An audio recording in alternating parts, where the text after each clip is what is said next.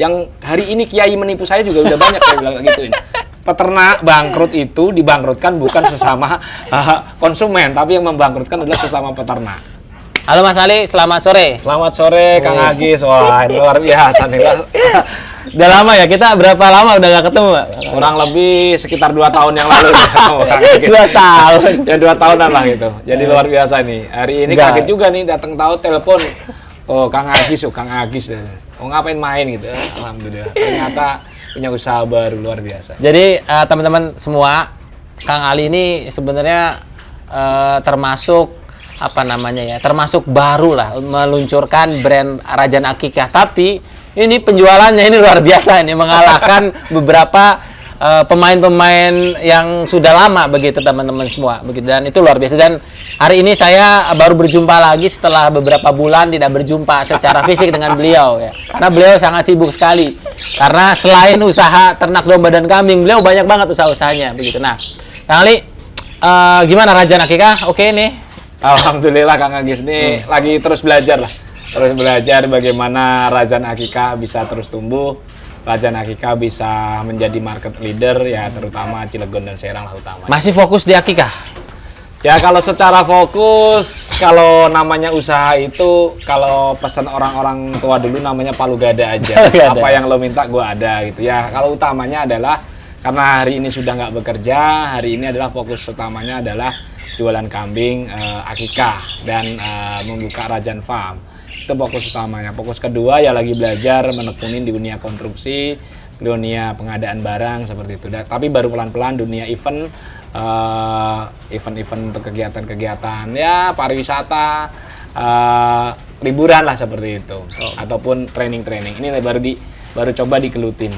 Tapi yang fokus utamanya adalah di Akikah, di Rajan Akikah dan Rajan Farm seperti itu. Ya itu teman-teman sobat semua. Jadi beliau ini saya sudah kenal dengan beliau sejak beliau masih bekerja ya. Jadi salah satu top leader di lembaga Lajis begitu, tingkat nasional teman-teman semua. Dan saya sudah mengenal beliau dan memang luar biasa kalau nanti teman-teman bisa gali terkait tentang pengalaman beliau khususnya tentang marketing.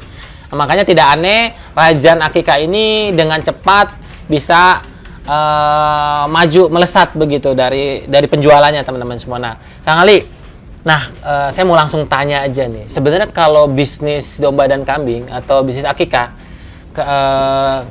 modalnya apa yang paling utama? Modalnya itu adalah keberanian dan keyakinan. Jujur aja saya buka Akikah tidak ada modal seperak pun. Karena modal saya waktu itu jadi agen marketing. Seperti itu. Jadi menjadi agen marketing. Closing 1, closing 2, tapi waktu itu karena saya masih bekerja, saya mencoba dari closingan itu emang uangnya tidak kita gunakan langsung, tapi lebih sebagian kita sisihkan karena punya mimpi besar waktu itu membuat brand ini agar lebih besar seperti itu. Artinya memang sebenarnya bisnis Akikah ini bisa ya dijalani tanpa modal ya? Iya betul. Ya kalau bapak-bapak, ibu-ibu mau jadi bisnis Akikah tanpa modal, datang ke kandang Rajan. Cukup jualin kambing saya kasih fee 50.000. Jualan paket Akikah saya kasih 100.000. Berawal begitu dulu, baru berpikir, oh kalau ternyata market kita ini bagus, kita tentukan brand kita. Kadang-kadang kita ini belum bermulai usaha, udah pikir wah nggak ada modal, wah takut bangkrut. Ya namanya usaha. Usaha itu kan belajar, kita naik sepeda belajar, sekolah belajar, perlu pengorbanan, perlu modal, perlu bensin, perlu. Sama dengan usaha, apalagi dengan usaha. Yang kedua adalah kekuatan doa kita. Ya kita doa dengan keluarga kita, keikhlasan kita adalah menjalankan usaha ini yang paling penting. Jadi kalau Bapak Ibu hari ini bilang usaha itu harus modal, saya bilang enggak. Saya juga jalani konstruksi juga enggak modal enggak. Ya karena kepercayaan aja pelan-pelan. Tapi emang bukan seperti pengusaha konstruksi yang besar, pengusaha kambing yang besar. Kita kan berawal dari yang kecil. Berawal dari agen, akhirnya bisa menyewa tempat, terus kita bisa belajar membuat brand sendiri, dan akhirnya kita juga bisa punya karyawan. Ini kan proses pembelajaran, ya pelan-pelan kita jalanin. Kalau dalam lika-liku usaha ada kerugian, ada untung, itu yang namanya usaha dagang gitu. Yang saya bilang tadi, ya petani aja tidak selamanya nanam padi itu bisa siap panen gitu. Kadang gagal, tapi ada nggak petani itu yang mundur? Nggak ada, tetap aja tanam padi nggak hidup, besok ganti cabai, besok nggak bisa ganti jagung, terus digunain terus. Pupuk mau terus, cocong terus dibeli terus kan gitu. Tapi hasil kan belum tentu semuanya murni bisa menghasilkan. Tapi di situ ada nilai ketenangan, ikhtiar kekuatan kita melakukan sesuatu itulah yang akhirnya kita menjadi puas. Oh ternyata ini salah, ini ada kegagalan, oh ini untung, kita bisa ngambil pelajaran di situ. Oke. Nah, Om Ali kan dalam menjalani bisnis nih ya, jelas kan harus ada ilmu nih. Ilmu. Nah, kalau Kang Ali ini ilmu bisnisnya dari mana nih? Didapatkan nih? Karena nggak mungkin kan seorang pengusaha tanpa ilmu begitu kan kemudian dia bisa menjalani sebuah bisnis. Nah, kira-kira Kang Ali dapetin ilmunya dari mana tuh? Ilmu bisnis itu adalah silaturahim. Wih. Gitu. Jadi saya belajar 12 tahun di lembaga sosial gitu. Yang namanya menjalankan lembaga sosial itu adalah kalau bahasa orang jual kecap. Ya, menjual menawarkan program yang tidak ada bentuk barangnya, tapi bisa meyakinkan orang itu untuk berbuat baik, untuk memberikan kontribusi kepada masyarakat. Nah, faktornya apa? Tidak bisa kita main telepon, main SMS. Kalau hari ini punten ya, hari ini orang bermain, oh digital itu bagus, betul digital. Tapi kalau digital itu tidak didasari dengan kita silaturahim, kekuatan jati diri kita, brand kita, nggak akan pernah, saya bilang. Ya betul, hari itu akan sesaat. Banyak sekarang pengusaha-pengusaha yang emang murni digital, akhirnya 2 tahun, 3 tahun tumbang. Nah, yang continue itu adalah yang bisnis didasari yang pertama dengan silaturahim, yang kedua dengan digital. Dua-duanya dapat. Jadi kekuatan silaturahim ini kan kekuatan yang tidak bisa dihilangkan. Satu contoh, saya silaturahim ke Mas Agis. Oh Mas Ali itu ternyata jualan akikah dan jualan durian. Besok Mas Agis ketemu lagi orang, kalau beli akikah dan beli durian ke Mas Ali aja. Kan nggak mungkin. Kalau kita bersaing di dunia digital, modal kita cukup banyak. Makanya kadang-kadang teman-teman, saya kok ngiklannya sampai 5 juta, sampai 10 juta, kok hasilnya cuma 10 ekor, 20 ekor. Saya bilang itu namanya, bunuh diri, saya bilang. Kita nggak perlu sampai ke situ. Tetap kita imbangin antara cara marketing di dunia maya dan secara bisnis di silaturahim di offline-nya, seperti itu. Nah, ini yang harus kita lakukan. Kang Ali, jadi kan sebenarnya kalau kita menjalani bisnis akikah gitu kan akhirnya kita melihara domba dan segala macam kan sebenarnya harus punya ilmu nih. Nah, jadi mungkin lebih detail lagi Kang Ali bisa cerita tuh. Ya, gimana tuh dapetin ilmunya untuk mengelola peternakannya ataupun kan nanti marketingnya, kemudian produksi dan segala macam. Nah, ini dari mana nih dapatnya nih? Ya, jadi kan gini Kang Agis. Kan tidak bisa semua kita lakukan sendiri, semua harus butuh kolaborasi. Pentinglah namanya kolaborasi itu. Kolaborasi dan sinergi itu adalah satu kunci kekuatan dalam kita menjalankan bisnis. Kalau hari ini emang betul, mungkin saya kalau di marketing insya Allah lah aman. Tapi di sisi produksi teman-teman di kandang kan saya tidak bisa menjalankan secara full. Ya kita harus nyari orang-orang tenaga ahli profesional yang emang di bidangnya merawat gitu. Nah, terus saya juga tidak punya skill secara 100% dalam pengantaran, masak, ataupun yang lainnya. Ya kita bisa cari pihak-pihak lain sehingga usaha ini didoakannya orang banyak. Yang satu doain, ya Allah, mudah-mudahan ada pengantaran hari ini. Yang satu, ya Allah, mudah-mudahan kambingnya beranak nambah. Yang satu sisi, ya Allah, jualannya banyak. Jadi yang doain 3 sisi nih gitu. Kalau kita jalankan marketingnya sendiri, ngurus kambing sendiri, ngantar sendiri, ya babak belur. Makanya disitulah saya lihat teman-teman, kita itu selalu ngoyo dalam bisnis itu, ngoyo dalam arti semua ingin dirangkul sendiri gitu.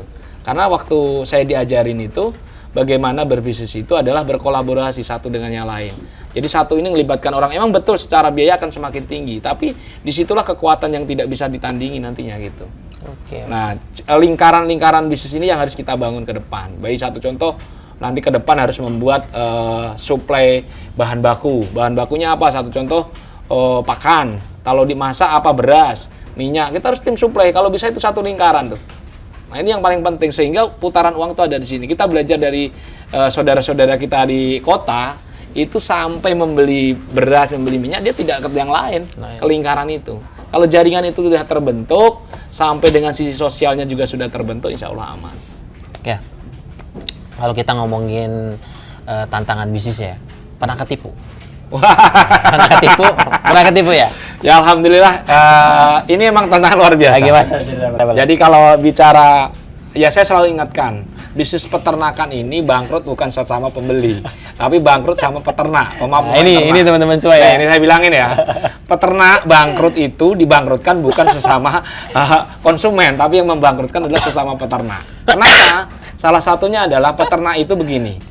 Mas, boleh nggak saya ngambil barangnya dulu 10? Oke. Mas ambil lagi 10, besok duitnya nggak ada. Itu kan salah satu cara membangkrutkan saudara peternak kita. Nah ini yang terjadi karena waktu saya sebelum menerjun dunia peternakan ini, saya udah belajar dari teman-teman. Kenapa kok teman-teman sampai harus tega mengambil barang di temennya, diambil untuk memaksa membayar utang? Karena apa? Mereka saling mengandalkan. Nah, rasa amanah ini yang saya tekankan kepada teman-teman. Yuk saling menjaga, saling berkolaborasi, dan jangan saling menyepelekan kepada orang lain. Ah tenang aja, Kang Agis mau kambingnya banyak, tak ambil dulu lah 10. Pas bayar Kang Ali bayar. Ntar Kang besok. Kan 10 ini bukan masalah 10. 10 ini untungnya 50, jadi 500.000. Lah kalau uangnya mandeknya itu 1 bulan, ya nggak dapat apa-apa. Tapi kalau muter 10 tiap minggu, ya berarti 500.000 kali berapa minggu tuh? Untungnya jadi berlipat-lipat. Nah ini yang harus disadari oleh teman-teman peternak. Nah di saat awal saya melakukan peternak ini, memang saya jujur aja membeli kambing itu ke petani, Kang Agis. Petani keliling tuh sama Mas Mardani, petani bawa mobil sampai ke Pamarayan. Kita kasih nih petani-petani itu uang. 3 bulan pertama oke. Mulai ke bulan keempat, belengkang, ya alhamdulillah. Ya kalau dihitung dapatlah sekarang, kalau dibeliin kambing dapatlah 30 ekor mah. Gitu. Jadi teman-teman semua ya, ternyata memang ini menarik memang di peternakan, di bisnis domba dan kambing. Jadi ditipu sama sesama peternak, nah, begitu berarti pemain ya. Kambing sama pemain kambing ya. Dan ini yang kemudian ini dan nah bagaimana kemudian meminimalisir kena tipu, atau mungkin ini ada kan sebenarnya salah satu tantangan usaha di domba dan kambing ya tadi mortalitas atau kematian. Nah bagaimana nih Om Ali meminimalisir itu semua tuh? Ya pertama terkait dengan tipu, kita sudah menerapkan sekarang. Kalau emang bener orang itu nggak dikenal, barang keluar masuk dari kandang itu cash bayar. Cash keras ya. Kita cash keras. Jadi kalau ini barang nih keluar yang ngambil Kang Agis, kita nggak terlalu kenal Kang Agis, harus bayar. Kecuali kalau emang kita sudah transaksi rutin lah, itu nggak masalah gitu. Kalau emang kita kenal dalamnya gitu. Nah, kalau hanya sekedar Pak bawa dulu, bahkan saya pernah menolak seorang kiai. Saya bilang, Pak, bukan masalah sekolah Bapak itu, saya nggak percaya Bapak sebagai seorang kiai. Dengan mohon maaf, saya bilang, yang hari ini kiai menipu saya juga udah banyak, saya bilang gituin. Saya bilang jujur aja, karena saya pernah waktu saya masih join, waktu itu ingat saya join dengan Jawara waktu itu. Tahun pertama saya masih kerja, saya join akikah, dapat 6 ekor. Dia ustadz, alim, di Serang, di sekitar KPDP, bawa 6 ekor, sampai hari ini 1 perak pun nggak bayar. Dan saya harus bayar ke Jawara waktu itu. Kenapa? Karena sudah komitmen saya ngambil dari Jawara. Kambingnya waktu itu begitu. Itu pertama saya belum menekuni. Berarti cash keras ya, salah satu untuk meminimalisir ditipu. Orang betul. Nah itu cash keras lah yang paling penting kepada peternak. Nah yang kedua, di saat belanja kambing, alhamdulillah hari ini saya menemukan supplier yang percaya luar biasa. Jadi saya tidak perlu ngasih DP. Bahkan kadang-kadang barang ditaruh baru saya bayar transfer. Kalau sebelum-sebelumnya emang kita belajar dari tadi ngasih uang dulu, barang nggak dikirim, dari situlah kita sudah mulai ya kalau ada barang kirim saya ke kandang, insya Allah saya bayar cash. Paling telat 1 hari ya. Kalau kami nggak ada uang, kami akan lebih baik menolak pengiriman kambing seperti itu. Makanya saya dengan tim kandang kalau duitnya lagi nipis, tolong jangan kirim kambing, jangan. Kasihan gitu, kasihan. Kalau emang duit udah ada, tolong perintahin suruh ngirim gitu. Nah ini yang kedua, ditipu oleh konsumen. Jadi konsumen ini juga luar biasa. Ada yang konsumen itu ya sebenarnya niatnya nggak nipu, jadi niatnya mungkin niatnya nggak nipu karena akikah ya ada rumahnya, itu boxnya juga dikirim, orang tuanya tahu, tapi nggak bayar sampai hari ini, itu juga ada seperti itu. Bahkan yang motong yang kurang gitu, kurang 1 juta, kurang 2 juta, banyak ya. Nah, itu ya lumayan, dan itu bukan, mohon maaf, bukan orang-orang biasa gitu. Ya orang-orang yang secara agamanya sudah paham gitu. Makanya saya bilang dalam bisnis kalau bisa bisnis agama-agama yang harus kita coba sama-sama luruskan lah, sehingga jangan sampai satu sama lain saling dirugikan sehingga menjadikan citra negatif seperti itu sih. Nah kalau misalkan kita kan tahu yang namanya bisnisnya pasti banyak ada kompetitor gitu kan. Kemudian persaingan bisnis juga semakin seru begitu. Nah bagaimana nih Rajan ini bisa terus survive gitu menghadapi kompetitor dan tantangan-tantangan bisnis akikah ke depan? Kalau bagi prinsip saya adalah tidak ada kompetitor. Bahkan sampai hari ini saya mangga sih masyarakat yang mau belajar akikah silahkan datang ke kandang Rajan. Mau cara hitung-hitungannya kita ajarin. Setelah itu mau motong di kandang Rajan boleh, enggak juga nggak apa-apa. Pada prinsipnya saya di situ bisa sudah beramal memberikan bekal mereka untuk mencari ekonomi buat keluarganya. Kalau emang ternyata setelah kita ajarin mereka berhasil sukses di akikah, insya Allah tidak disadarin saya bisa kontribusi untuk mereka tadi mengajarkan tadi. Insya Allah pahalanya akan kita dapatkan. Ya alhamdulillah sih banyak dari luar kota yang datang ke sini belajar akikah, ya kita ajarin. Cara hitung-hitungannya ya kita ajarin, monggo. Itu kita emang terbuka. Cuman kalau ditanya tentang masak ya angkat tangan, karena saya hari ini masaknya masih kerjasama. Masih ada vendor lah ya. Betul, vendor yang lain seperti itu. Oke, nah jadi kalau kita dalam berbisnis begitu, tentu kan butuh partner gitu kan, mungkin supplier atau tadi masak. Nah, bagaimana kemudian strategi Rajan nih untuk kemudian ya berpartner, memilih partner yang tepat sehingga kemudian bisa lancar? Jadi konsep yang diterapkan Rajan adalah terkait dengan amanah. Jadi bagaimana kita tes mereka dengan uang. Jadi jadi ngetes memilih partner yang oke itu dengan uang. Betul. Dengan uang tuh ya. Betul. Karena apa? Kita kasih uji, kita kasih satu contoh, kita kasih tagihan jujur enggak, terus kita kasih amanah membeli ini jujur enggak gitu. Saya juga terapkan ke kandang. Hal yang tidak bisa kita toleransi adalah terkait dengan kejujuran terkait dengan uang. Karena kalau uang itu sudah nggak jujur, dia akan kerempet kemana-mana. Gitu. Makanya saya bilang berbuat apapun kalau tentang uang tolong jujur, yang benar-benar jujur. Nah ini yang paling penting. Kadang-kadang kita itu teman akrab tidur bareng, main bareng, tapi urusan uang ini udah nggak benar. Gitu. Ini yang paling penting. Makanya saya bilang ke teman-teman hari ini saya juga ada tim-tim kerjasama di konstruksi. Saya tes dengan uang. Oh ini nggak amanah. Oh ini nggak amanah. Oh ini amanah. Oh orangnya ini amanah gitu. Ini yang didasarkan di diri saya gitu. Kalau masalah pergaulan insya Allah bisa dijalin, tapi kalau masalah uang dia sudah tidak amanah sekali, dia akan terus tidak akan amanah. Itu paling penting. Nah, dalam sebuah bisnis kan pasti kan punya keunggulan dan kekurangannya gitu. Nah, kalau dari Rajan ini sebenarnya apa sih yang unggul gitu kan dari beberapa kompetitor atau mitra yang lain? Kalau dibilang unggul yang Rajan tuh nggak ada yang unggul-unggulnya gitu. Pelayanan atau... Ya mungkin kalau kata orang ada pelayanannya gitu. Ya kalau saya bilang ya rasa juga sama gitu. Kambing motongnya juga sama, antarnya juga sama, boxnya juga sama, tapi ya nggak tahu. Ya mungkin itu tadi yang harus kita bangun terkait dengan trust, terkait dengan service excellent pelayanan kepada konsumen ini, keramahan kita yang kita bangunkan kepada tim, ini yang harus kita kuatkan sehingga mereka itu merasa nyaman gitu. Jadi kalau saya melihat di sekarang itu bukan melihat rasa enaknya, tapi bagaimana dia nyaman dengan lawan transaksinya, itulah yang menjadikan dia akan berkontribusi. Itu. Karena apa? Di saat kita membeli dimanapun kan kita nggak pernah, kadang-kadang kan kita nggak kenal, tapi nyaman tuh.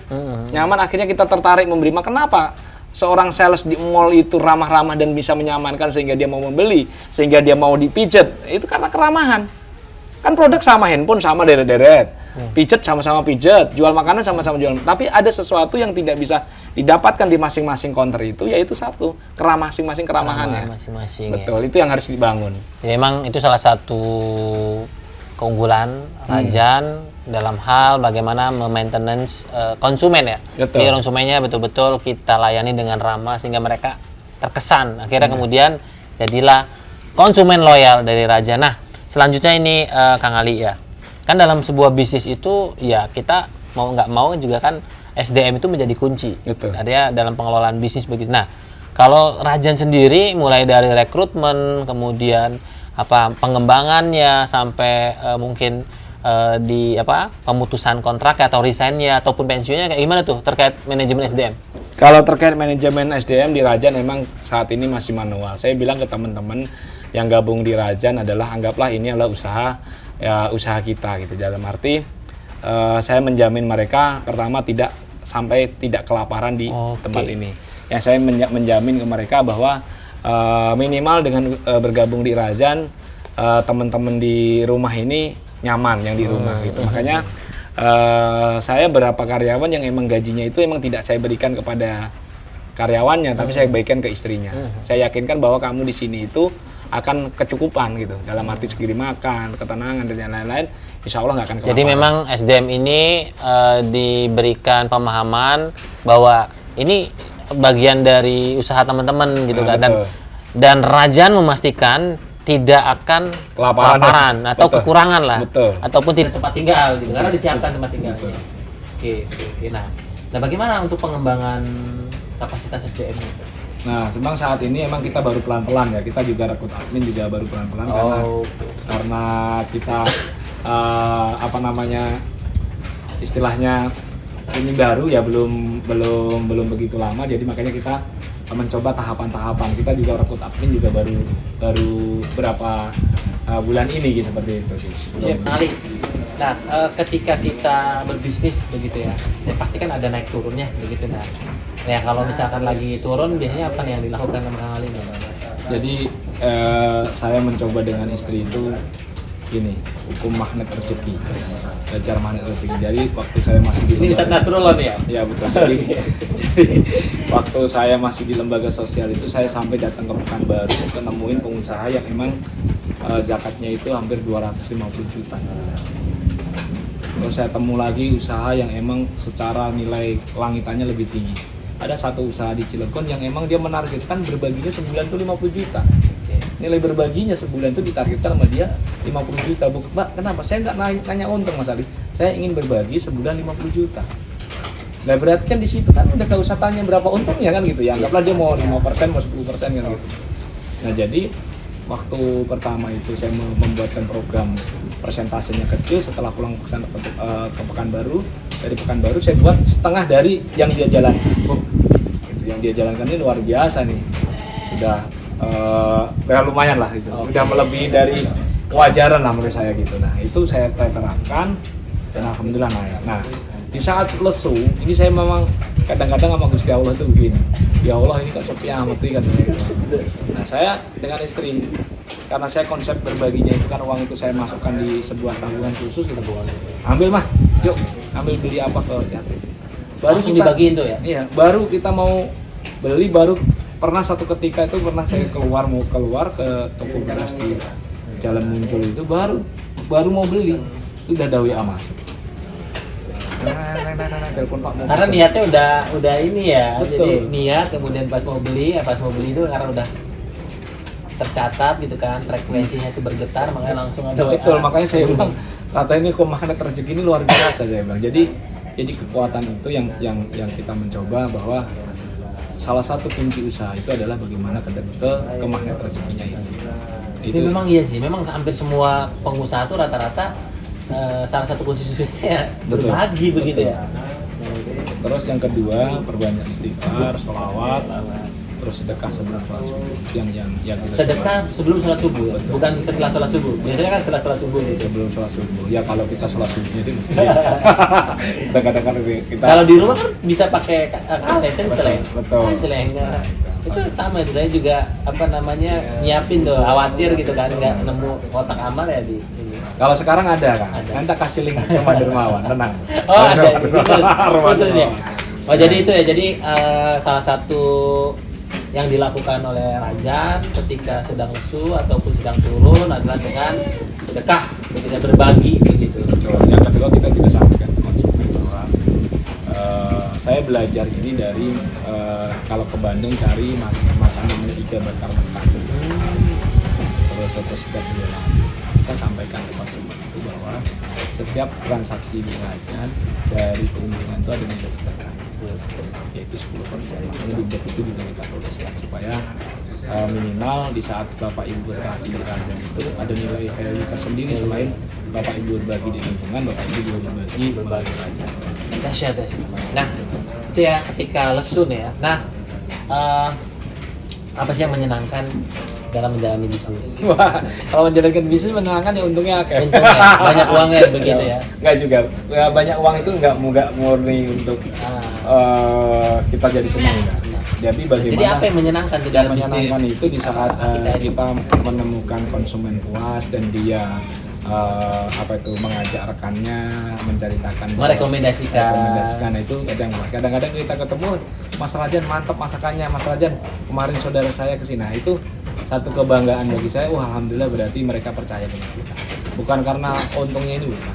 Kalau untuk mas kadar untuk ini. Artinya kan kepuasan konsumen itu merupakan puncak kebahagiaan dari Rajan begitu ya. Betul. Ketika konsumen puas, Rajan juga sumringah. Nah, betul. Jadi secara otomatis di saat konsumen puas mereka akan melakukan, dan saya melihat bahwa hampir 50% pelanggan Rajan hari ini adalah pelanggan dari referensi. Oh, rekomendasi. Betul, rekomendasi. Jarang dari mereka ditanya dapat dari ini. Yang kedua, repeat order. Kan ini sudah tahun Kalau nama rajanya kan sudah ke tahun ketiga ya, hampir keempat ya. Kalau kandangnya kan baru tahun kedua, jadi mereka sudah anak yang kedua lah, anak yang berikutnya seperti itu. Suaranya apa? Mereka sudah dari apa namanya repeat pertama, repeat kedua lah seperti itu. Oke. Nah, impian ke depan atau hal yang akan dilakukan Rajan ke depan? Ya hari ini Rajan masih Ningkatin ya. fokus berbenah di kandang, Kandang. membebaskan kandang dari kontrakan. Yang ketiga terus merubah ya kantor supaya agak lebih layak seperti itu. Dan ya tentunya juga harus menambah kapasitas fattening ya, karena kan kita harus menyeimbangkan dengan jumlah karyawan yang ada dengan jumlah kambing yang ada ini kadang-kadang tidak seimbang seperti itu. Nah, kita pengen kandang ini full, kapasitas kandang sudah lumayan hampir 300 karena kondisi hari ini bukan karena kita bukan karena kita nggak bisa membeli kambingnya, tapi nyari kambingnya yang susah. Karena per hari ini kambing dari Lampung juga sudah masuk, sini ngirim ke Lampung juga susah. Sehingga kandang ini sudah kita buat dengan modal lumayan, kandangnya kosong. Ya kalau teman Mas Agis punya link suplai kambing boleh lah, atau teman-teman punya link suplai kambing silahkan hubungi Kandang Rajan, insya Allah. Ya selama kantong masih ada, insya Allah saya terima, dan kita tidak Kantong mah selalu ada, cuma isinya. Nah, kita nggak mau ngutang. Gitu. Oke, Mas Ali, mungkin banyak teman-teman yang mau buka usaha akikah juga nih. Nah, kira-kira apa sih pesan yang paling utama yang harus diketahui gitu untuk membuka usaha akikah? Pertama untuk membuka usaha akikah niat dulu, yang kedua punya keberanian. Keberanian. Nah, yang ketiga silahkan datang ke kandang. Kandang mitra atau kandang-kandang akikah di sekitar kota Anda yang bisa diajak kerjasama. Yang keempat mencari dapur, yang kelima mencari nama. Udah selesai itu. Ingat teman-teman semua, tadi ada beberapa step yang bisa teman-teman bisa eksekusi ketika pengen membuka usaha akikah. Dan kalau mau belajar, silakan datang ke Kandang Rajan Akikah, dan membuka akikah nggak perlu modal. Nanti diajarin. Kang Ali Rajan ini teman-teman semua ini nggak pelit ilmu teman-teman semua, dan saya mengenal beliau ini sebagai pakar marketing. Makanya beliau ini luar biasa nih, marketing baik online maupun offline-nya itu luar biasa. Oke. Dan teman-teman bisa belajar banyak karena memang salah satu kunci sukses usaha akikah ya marketing gitu, selling, penjualan. Jadi kalau misalkan nanti penjualannya nggak ada ya mau seperti apa nantinya gitu kan. Nah akhirnya lama kelamaan kemudian ya terus modalnya habis begitu. Nah ini Om Ali teman-teman bisa, dan sudah diundang sama Om Ali Rajan untuk bisa belajar bareng ya. Nah, di Rajan di mana nih? Di lokasinya di Razan Farm di Krotek depan lapas, masuk Gang Bidanovi. Datang, insya Allah saya standby itu kalau nggak janjian itu insya Allah Jumat Sabtu Minggu ada di kandang. Jumat Sabtu Minggu beliau ada di kandang. Tapi kalau hari biasa silahkan janjian.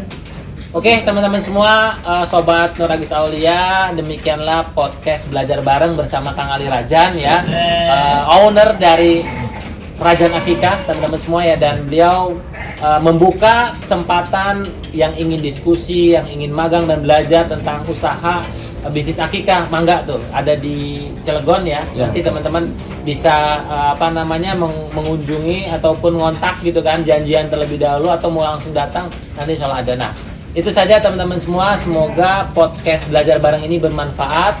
Kita nantikan podcast selanjutnya. Terima kasih. Assalamualaikum warahmatullahi wabarakatuh. Waalaikumsalam warahmatullahi wabarakatuh. Thank you. Siap.